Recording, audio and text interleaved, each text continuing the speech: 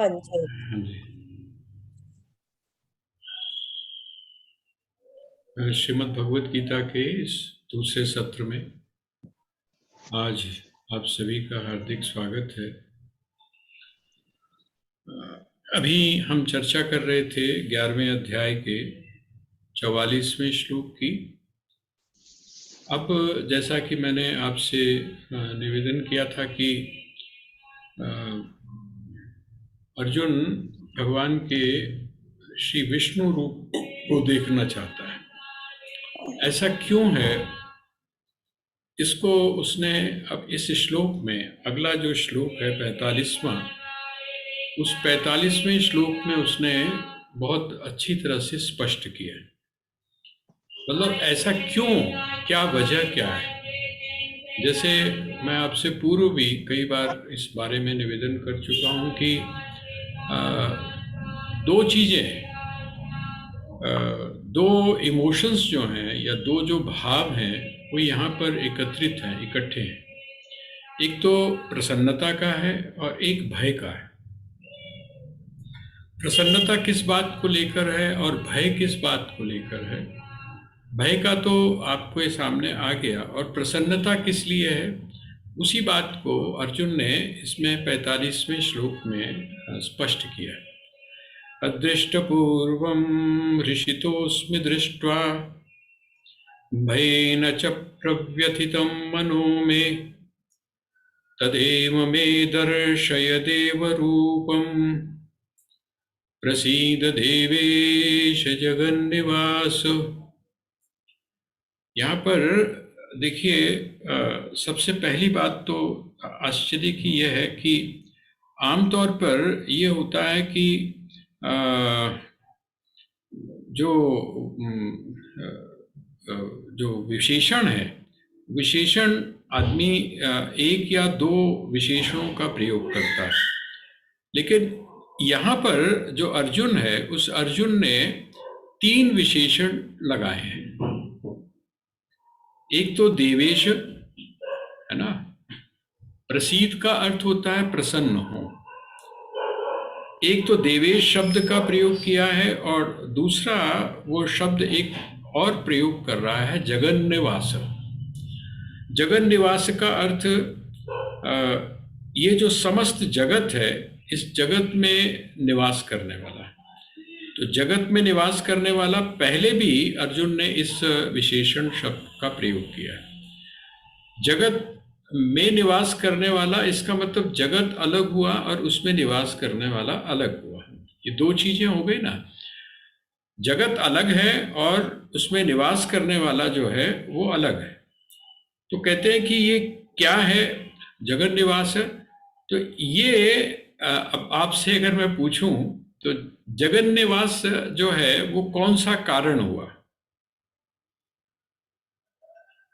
मैंने आपको दो कारण बताए थे ना, एक तो निमित्त कारण बताया था और एक उपादान कारण बताया था। कल की ही बात है। तो वो जो निमित्त कारण और उपादान कारण है, उसमें से जो उपादान कारण है वो क्या है, तो कहते हैं उपादान कारण जो है वो जगन निवास है ना। जैसे आप और हम अक्सर एक शब्द का प्रयोग करते हैं, हम ये कहते हैं कि ये जो जगत है इसके कण कण में कौन है, तो कहते हैं कण कण में वो परमात्मा है। तो इसका मतलब कण कण का अर्थ ये हुआ कि कण अलग है और परमात्मा अलग है।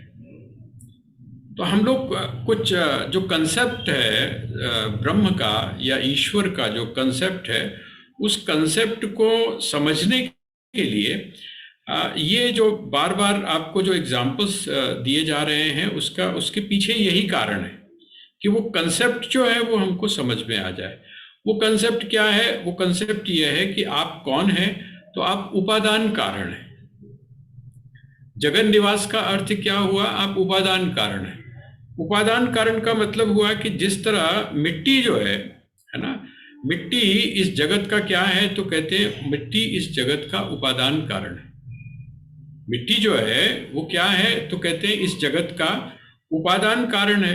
तो अब वो जो उपादान कारण है उससे और उसका जो कार्य होता है ये अभिन्न होता है। मिट्टी जो है ना, मिट्टी से जो उसका कार्य है, अर्थात आप कोई भी बर्तन आपने बनाया, आपने घट बनाया, तो वो हम उसी को, जिसको आप उपादान कारण बोलते हैं, उस उपादान कारण के ही एक रूप को आप क्या बोल देते हैं? आप उसको घड़ा बोल देते हैं। उसी का एक जो रूप है, उसकी उसी का जो एक शेप है, उस शेप को आप क्या बोल देते हैं? तो आप उसको जो है वो सुराही बोल देते हैं। तो जो उपादान कारण है उसमें देखिए, निमित्त कारण से तो अलग होगा। जो कुम्हार है, वो कुम्हार में और उस जो मिट्टी की बनी हुई जो चीज है ना, उन दोनों में अंतर है, वो तो स्पष्ट दिखाई देता है।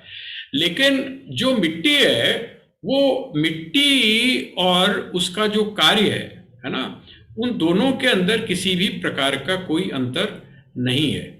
तो ये जो बात है, ये बात हमको जगन निवास शब्द का जब प्रयोग किया, तो इस जगन निवास का अर्थ क्या है? सारा जो जगत है। अभी तक तो मैं जगन निवास शब्द का जो प्रयोग कर रहा था वो सिर्फ सुन सुन कर रहा था। मैंने शास्त्रों में पढ़ा, इसलिए मैंने जगन निवास शब्द का प्रयोग किया। मैंने जो अपने आचार्य हैं या अपने जो बड़े हैं उनसे मैंने सुना, इसलिए मैंने जगन निवास शब्द का प्रयोग किया। अब क्या है? अब जो अर्जुन जगन निवास शब्द का प्रयोग कर रहा है वो क्या है? तो कहते हैं वो जगन निवास शब्द का प्रयोग अब देखकर कर रहा है। देखिए अंतर है। ये जो 11वें जो अध्याय में जो भी चीजें अर्जुन अब कह रहा है, वो देखी हुई बात कह रहा है। और यही जो देखी हुई बात है वो है कि मैंने क्या देखा? तो कहते हैं कि मैं प्रसन्न हूं। श्लोक को देखिए, ऋषितोस्मि, है ना? ये ऋषितोस्मि का अर्थ क्या? हर्षित हूं। मैं बहुत प्रसन्न हूं। अस्मि शब्द का प्रयोग किया है। अस्मि शब्द का अर्थ होता हूं, ठीक है? और इसमें मैं शब्द छुपा हुआ है, तो इसका मतलब अहम अदृष्ट पूर्वम हृषितोस्मि। मैं बहुत प्रसन्न हूं। किस बात को देखकर प्रसन्न हूं? कहते हैं अदृष्ट पूर्वम। अदृष्ट किसको बोलते हैं? अदृष्ट शब्द का प्रयोग आपने देखा होगा, जिसको आप भाग्य बोलते हैं ना, भाग्य। भाग्य, भाग्य के लिए भी जो है वो अदृष्ट शब्द का प्रयोग किया जाता है। अदृष्ट का मतलब जिसको आप देखे, जो बीत गया है, अतीत जो है वो तो आपने देखा हुआ है ना, आपने भोगा हुआ है, वो तो दृष्ट है। दृष्ट का अर्थ जिसको आपने देखा है और साथ में उसको आपने भोगा भी है। कौन? जो अतीत है, जो बीत चुका है। और वर्तमान को आप भोग रहे हैं, वो आपके सामने है। अदृष्ट कौन सा है? कहते हैं अदृष्ट है भविष्य। अदृष्ट मैंने होता है भविष्य, जिसको आपने देखा नहीं है। अदृष्ट पूर्वम कहते हैं कि जो ऐसी चीज जो मैंने आज से पहले कभी भी नहीं देखी थी। और उस प्रसन्नता के अंदर क्या है? वो कहते हैं उस प्रसन्नता के अंदर आश्चर्य का भाव भी है। अदृष्ट पूर्वम, अदृष्ट पूर्वम, मैंने आज से पहले कभी भी ये चीज नहीं देखी थी। ये जो एक संसार की जो प्रक्रिया है, ये भी जैसे आप जिस समय आप शरीर के अंदर की क्रियाओं को जब आप देखते हैं, मुझे अभी तक ध्यान है जब मैंने पहली बार देखा कि हम इस दुनिया में आते कैसे हैं। हम यहाँ जो आते हैं बिल्कुल क्योंकि पता ही नहीं है। लेकिन जब मैंने वो एक छोटी सी शॉर्ट फिल्म जब देखी तो मुझे मतलब ऐसे लगता था जैसे कि कमाल की बात है, ये कोई साधारण प्रक्रिया नहीं है। किसी भी बच्चे का जो जन्म है, वो चाहे मनुष्य का हो चाहे पशु का हो, है, ये कोई साधारण बात नहीं है, असाधारण है। और जिस समय मुझे अभी भी याद है, मैं अभी भी मेरे रोमांच हो गया है जब मैंने सबसे पहले इस बात को देखा। और वहां पर जो कमेंट्री कर रहे थे उन्होंने ये कहा कि हार्ट पहले काम करना शुरू करता है या ब्रेन फंक्शन शुरू करता है, उसका जो वहां पर उन्होंने कॉम्बिनेशन दिखाया, किस तरह से ये हमारी सूक्ष्म प्रक्रियाएं हमारे शरीर में चलती हैं, तो मतलब जिसको बोलते हैं ऐसी हैरानी, वो दिन रात दिमाग में कई दिनों तक जो है वो घूमती रही। आश्चर्य है, आज से पहले इस चीज को नहीं देखा था। अदृष्टपूर्वम हर्षितोस्मि, मैं बहुत हर्षित हूं। क्यों हर्षित हूं? कहते हैं आज से पहले मैंने कभी भी इस चीज को नहीं देखा था। विराट रूप जो है वो विराट रूप मैंने नहीं देखा था। मैं कौन सा रूप देखता रहा? तो जो सीमित है, जो सीमित रूप है, टुकड़ों टुकड़ों में, मैं जिस अक्सर इस शब्द का प्रयोग करता हूं कि टुकड़ों टुकड़ों में मैंने देखा, लेकिन पूरा का पूरा जो उसका सिस्टम है, उसको जब आप अपने शरीर के सिस्टम को भी आप देखते हैं तो आपको क्या लगता है कि हे भगवान, तूने कैसी मशीनरी बनाई है। ना इसमें पेट्रोल डालने की जरूरत है, ना इसके अंदर चाबी भरने की जरूरत है, कुछ भी नहीं है। सब कुछ सिस्टम से चल रहा है, अपने आप चल रहा है। आपका ही शरीर नहीं, बल्कि जिस समय आप पूरी प्रकृति को देखते हैं तब भी आपको आश्चर्य होता है कि कमाल की बात है, सारी चीजें अपने आप सुव्यवस्थित रूप से एक ऐसी निश्चित व्यवस्था के अंदर चल रही हैं। सूर्य का चाहे उदय होना है, चाहे अस्त होना है, वायु का चलना है, मौसमों का आना और जाना है, ये सारी की सारी चीजें क्या हैं? वो कहते हैं ये बिल्कुल सुव्यवस्थित है। कहते हैं इसी तरह से जब मैंने अदृष्ट पूर्वम हर्षितोस्मि, मैं उस पहले न देखे गए को देखकर मैं बहुत प्रसन्न हूं, लेकिन साथ में भयेन च प्रव्यथितम मनो में। लेकिन जो मेरा मन है, उस मन के अंदर क्या है? कहते हैं मेरे मन के अंदर भय भी व्याप्त है। मैं आंतरिक रूप से भयभीत भी हूं। क्यों भयभीत हूं? क्योंकि आपको पहले भी मैंने निवेदन किया था कि जब आप योग्य नहीं होते हैं, आप थोड़ा सा हम सोच कर देखें कि जब आप योग्य नहीं होते हैं और आपको किसी चेयर के ऊपर बिठा दिया जाए, आपको कोई जिम्मेदारी दे दी जाए, तो क्या होगा? वो आपके लिए एक तरह से सिरदर्दी का काम बन जाएगा। आप इसीलिए जो ऑफिसेस के अंदर आपने देखा होगा, जब कोई अयोग्य व्यक्ति आकर बैठ जाता है किसी भी चेयर के ऊपर, तो वो क्या है, उसके लिए बहुत बड़ी सिरदर्दी हो जाती है। आप किसी जैक के थ्रू या किसी रिजर्वेशन के थ्रू यदि आप आ भी गए हैं और आप में एबिलिटी अगर नहीं है तो आपके लिए दिक्कत हो जाती है। लेकिन अगर आप में योग्यता है और उस योग्यता के कारण यदि आप किसी भी पद के ऊपर बैठते हैं तो आपके लिए वो आनंद वाला होता है। वही जो पद है वही आपके लिए आनंद वाला होता है। आपको काम करने में वहां पर प्रसन्नता मिलती है, आपको काम करने में वहां पर सेटिस्फेक्शन मिलता है। कहते हैं बस यही बात है, साधना के अंदर भी वही चीज है। अगर किसी के विशेष अनुग्रह से, अगर किसी की विशेष कृपा से आप एक स्थान पर पहुंच जाते हैं और आपका जो इनर है, अर्थात आपकी जो आंतरिक स्थिति है, वो अगर उतनी परिपक्व नहीं है तो क्या परिणाम होगा? कहते हैं उसका परिणाम ये होगा कि आप उस चीज को झेल नहीं पाएंगे। यहां भी अर्जुन के सामने भगवान ने जो है वो उसको क्या दिया? उसको उन्होंने दिव्य दृष्टि दी, और दिव्य दृष्टि जो दी, उस दिव्य दृष्टि का कारण क्या था? उन्होंने कह दिया ना, उन्होंने ये कह दिया कि मैं तुझको क्यों दे रहा हूं, क्योंकि तू सामान्य, ये मतलब चर्म चक्षुओं के द्वारा इसको देख नहीं सकता है। इसका मतलब मैं तुझको अलग से ये चीज दे रहा हूं।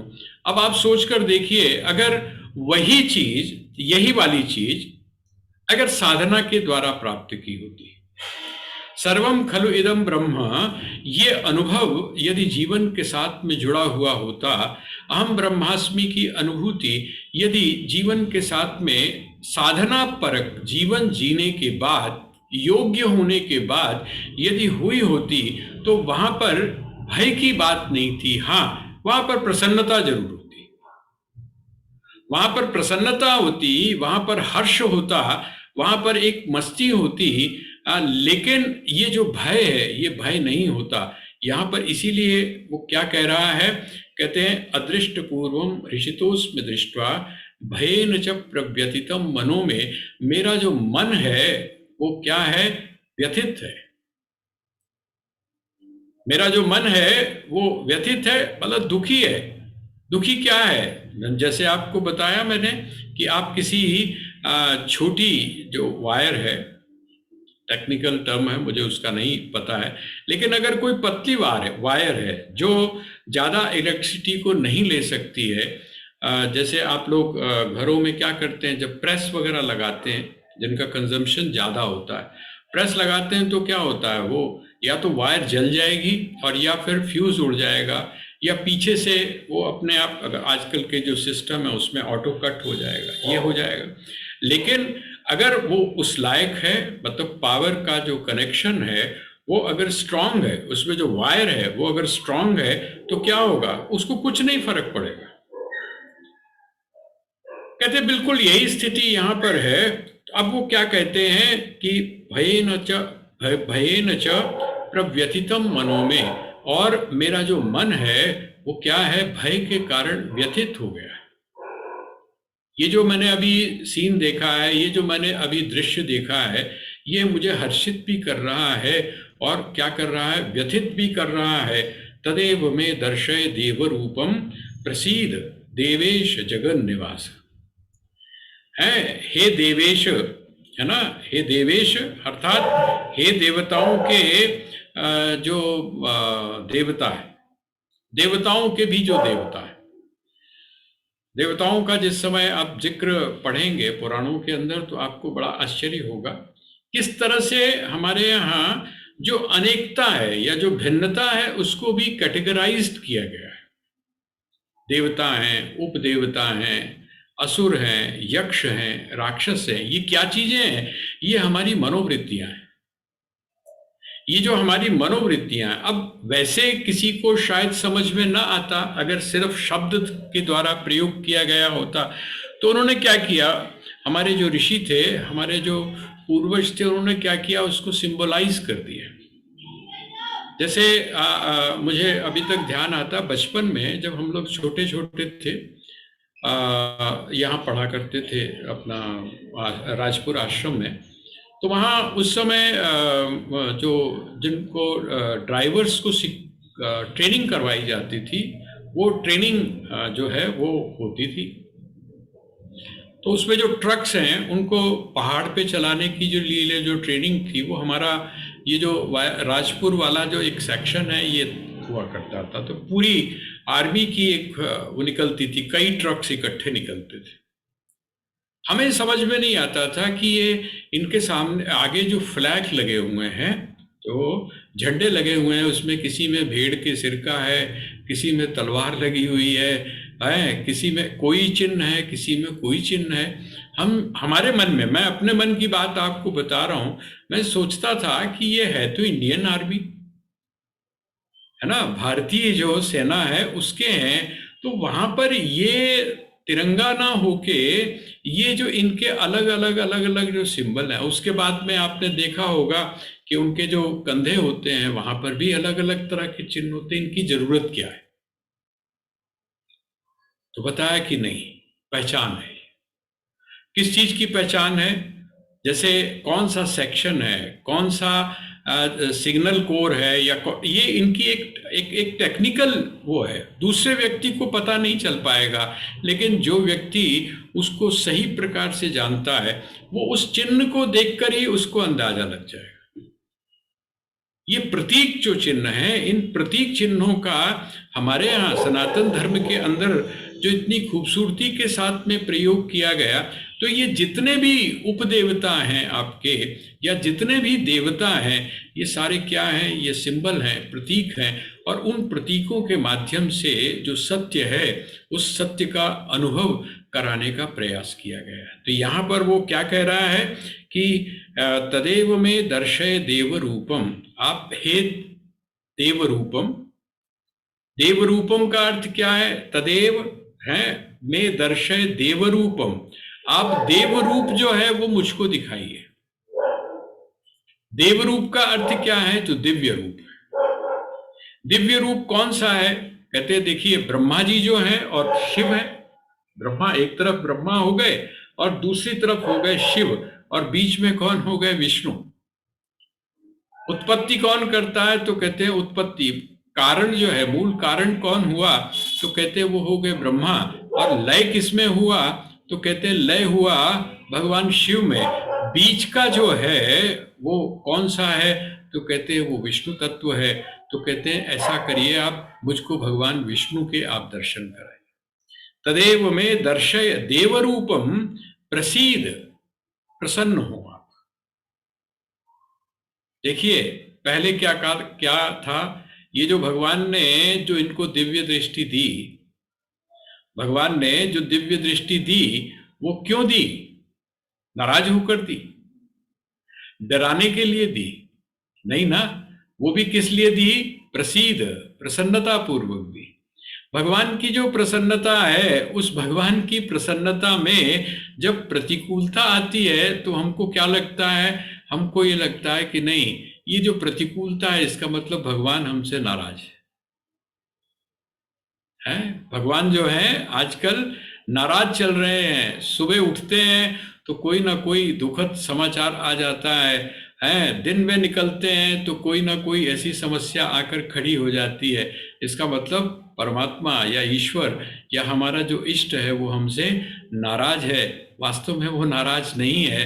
वो ये जो भी कुछ कर रहा है वो प्रसीद, वो तो उसका जो प्रसाद है और या उसकी जो प्रसन्नता है वो तो अनवरत रूप से हम उसको उस दृष्टि से देखते हैं। यहाँ पर वो कहता है प्रसीद, अर्थात आप प्रसन्न हो। कौन? देवेश, आप देवताओं के भी कौन हैं? देवता हैं। और जगत निवास, आप जगत में निवास करने वाले हैं। अर्थात ये समस्त जगत जो है वो आपका ही रूप है। तो आप क्या हो? प्रसन्न हो। तो ये जो है ये उन्होंने वहाँ पर हमको बताया। किस चीज़ का? उन्होंने हमको ये बताया कि ये जो चीज़ है ये इस प्रकार से। अब जैसा उन्होंने क्या किया था, उन्होंने ये कहा था कि मुझको आप क्या दिखाओ, मुझको आप कैसे, क्या, कौन सा रूप देखना चाहता है अर्जुन? अर्जुन रूप देखना चाहता है उसके भगवान विष्णु का। भगवान विष्णु का वो रूप देखता है।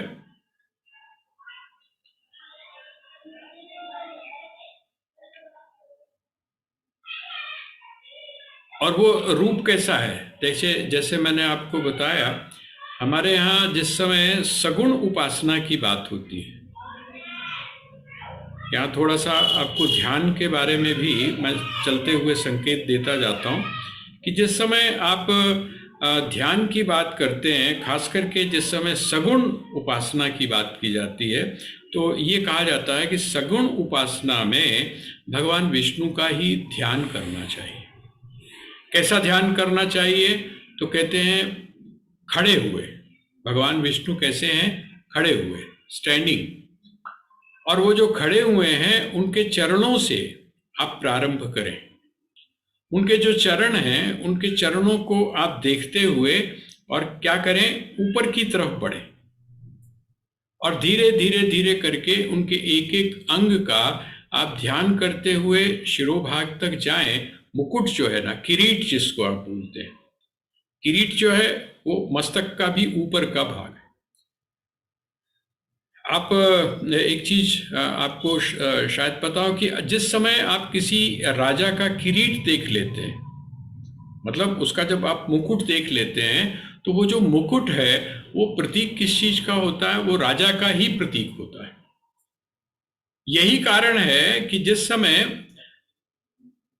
जो वैष्णव हैं, उन वैष्णवों को जिस समय शिखर दिखाई दे जाता है किसी भी मंदिर का, शिखर का मतलब जो आपने ऊपर जो एक होता है ना, जिसमें ध्वज लगा हुआ होता है, झंडा, ध्वज जो लगा हुआ होता है, तो वो जो ध्वज है और वो जो शिखर है, वो जो शिखर वाला जो भाग है, उसी को ही वो स्थान, देवस्थान मानकर प्रणाम किया जाता है। तो हम लोग तो क्या करते हैं, जो जिनको उस बारे में थोड़ा सा और तरह के संस्कार हैं, हम तो भगवान को जाकर जिस समय हम वहाँ पहुँच जाते हैं तब हम ज़्यादा से ज़्यादा एक काम करते हैं कि जो वो है अपना थोड़ा सा बैटरी लो हो रही है, मैं ज़रा इसको स्टार्ट कर लेता हूँ।